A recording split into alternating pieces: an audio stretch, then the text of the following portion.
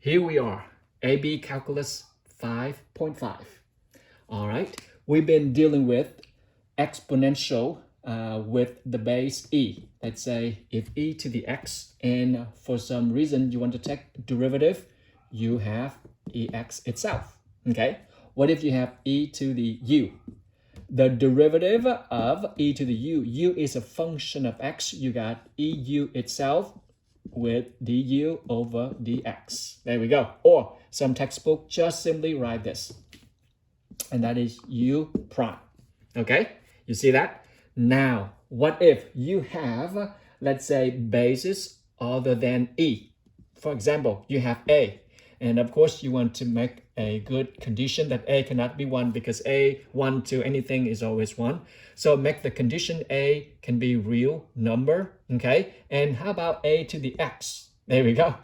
What is a number with base other than e? A number other than e to the x, what is the derivative of that?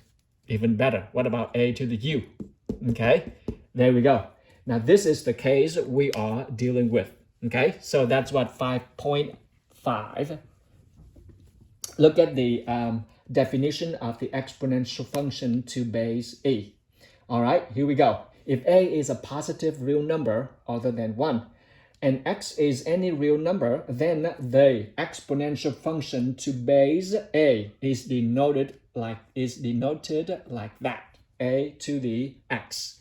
Look, by definition, the sooner you master your logarithmic functions, the properties of logarithmic functions, you will master these, properties, and you will take derivative of base a to a variable faster. Let's say by definition, look, I will rewrite this. This is definition, and a to the x is equivalent to e to the ln a times with x. All right, this is the definition.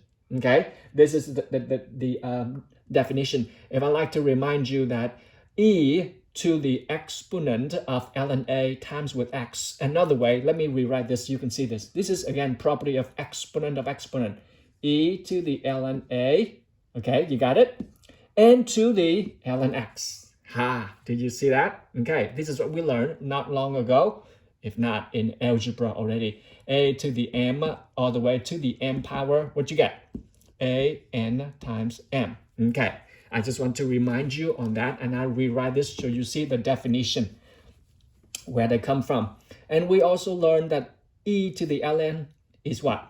That's right, a itself. And then to the exponent, ta-da! Did you see that? Now, this is the case we are going to deal with, okay?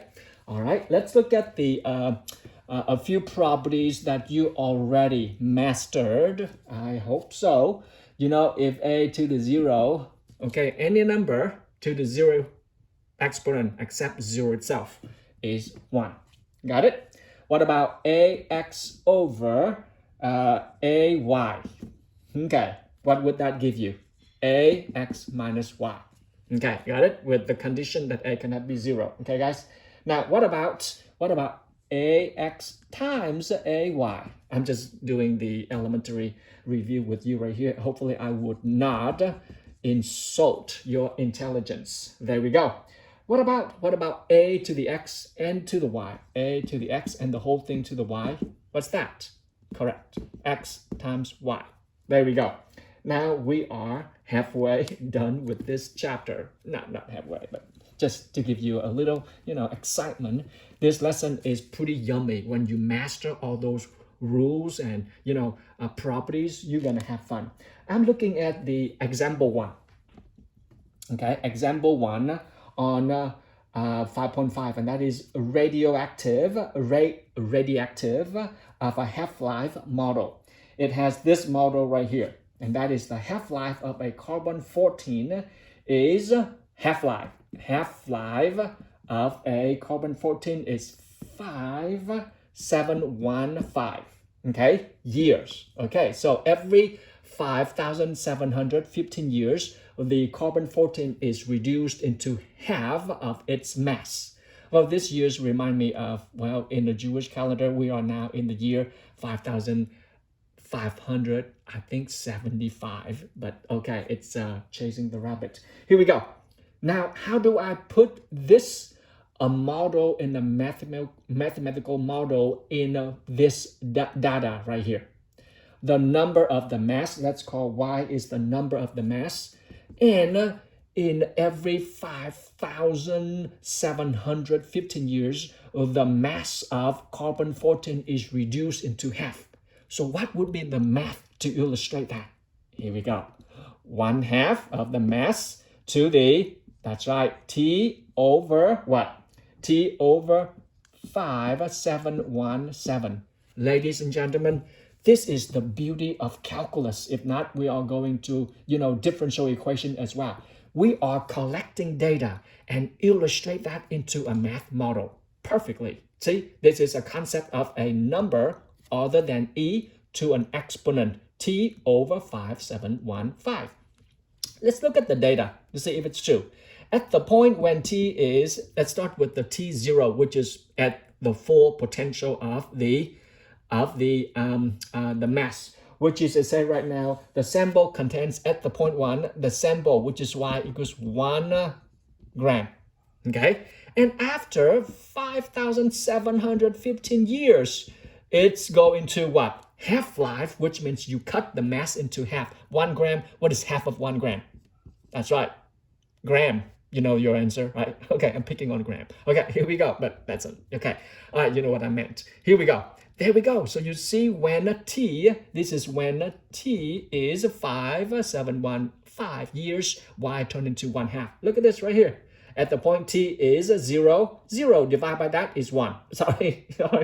0 divided by that is 0. And 1/2 to the 0 is 1 gram. Perfect. You see it? And then when these years pass by 5,715, plug it in. You got, this one over itself is 1. So 1/2 to the 1 is 1/2. Perfect. So this is the model for the data that you just been asked to solve. Now, what's the deal here? They want to know, so this is the equation right here, and they ask you, oh, well, what about how much will be present in the time when t is 10,000 reasons? Oh boy, no, I'm just teasing. 10,000 years. Well, what will be the gram now, okay, the mass right now when it is 10,000 years pass by? Guys, can you do this? Well, there we go. You know the answer here. So you know that y equals 1/2, that to that. Can you plug t in? Yep, plug t in. 1/2 right here. T is, 10,000 over 5715. What you get, guys? Plug it in right here. You got right now, okay? So let's see. You have the t right now is reduced to half. So you got that question. You plug in, you will have, I'm using the calculator. Let's look at the textbook, see what we get, okay? All right, after 10,000 years, plug it in your calculator, 1/2 to this exponential, you got 0.30 grams. Ladies and gentlemen, that's what you're gonna have after the 10,000 years. You will get down into that right there. Cool? This, a number, ladies and gentlemen, a number other than e, with the base e, with the base other than e, to a variable exponent. It is very powerful mathematical model. It can be used to put the data to model such, application as, the interests every year or every month, and you will see go on more. Now I am going into the technical content of the logarithmic function to base a. Now, look with me. Let me review with you a few properties of logarithmic functions, okay? This is fun, guys. By definition, you learned a long time ago that is a to the x log base to the x equals, right now, I'm going to put into a fraction, okay? I'm going to use any base, and I choose to use base 10, okay? Or base e of x over base e of a. Or you can do, Mr. Zhang, what if I do this? What if I do log of 7 over x? Yeah, that would work too. Log of 7 over a. Yep, that would work too, as long as these two log have the same base, okay? And I choose for a simplest form, I choose log base e. So that is your definition right here. Capture that, guys. Capture that. It will be your, buddy into this formula in this chapter right here. Now, this is the definition of logarithmic function to base a. And of course, again, I say a cannot be 1, okay? Now, let's review a few properties, shall we? Log of a, 1. There we go. You know right away, that's 0, Mr. Dan. What about log of a xy? A product give you the sum. Log of a x plus log of a y. Okay, I'm going a little fast because I'm insulting your intelligence. Log of a product, that's right there. And then you go on, you will see, here we go. I'm catching the space for you.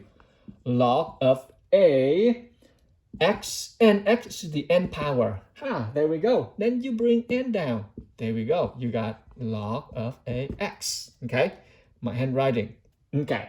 Now the next one. What about quotient? Or we call it that's right. Let's just call it quotient. Log of a x over y. What you get? Yep, it's gonna be put up here. Log of a x divide by, guys, I am running out of space. Okay, not divide, Mr. Dan. This one is the quotient, so that minus log of a y. There we go. I'm just reviewing with you so you get a few, brush up on these properties, and that's crucially important.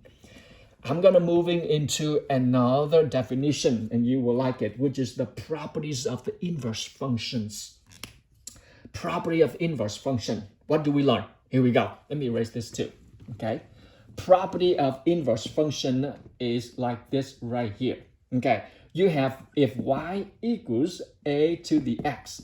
If and only if, that's the familiar. We already learned that from Algebra 2 and of course, pre-calculus as well. Okay.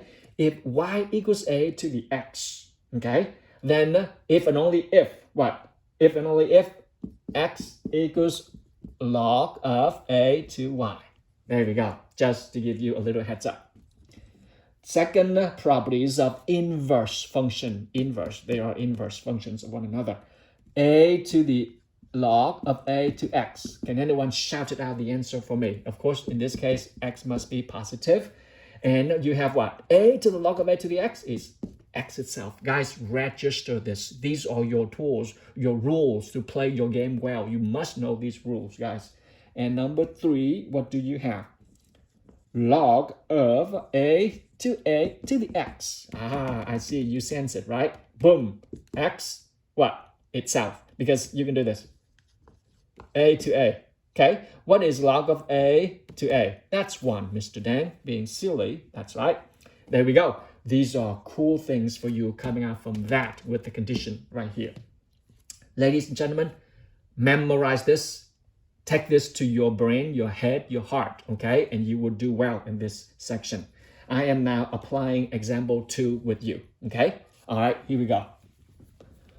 Example 2, okay? Example 2 you have right here is, we got 3 to the x. A number to the x power equals 1 over 81. And then guys, we can do mental math right here. Look, I can use mental math and then I will do log to see which one you see better with such simple problem like this. Rewrite left hand side. How about this? 3x. 81 is what? 3 to the, that's right, 2 to the 4th. Now, can I bring this up? 3x. Keep the left side. Look, bring this up. 3 to the negative 4th. Now we do the guess and check, ladies and gentlemen. 3. If you both are equal, therefore the guy right here must be the same thing, which right now you make conclusion, x equals negative 4. Is it right register? Very good. Okay. Or now you choose, Mr. Dan, show me you can use logarithmic properties. Yep. Let's do another way. 3 to the x equals 1 over 8. There we go. Rewrite this.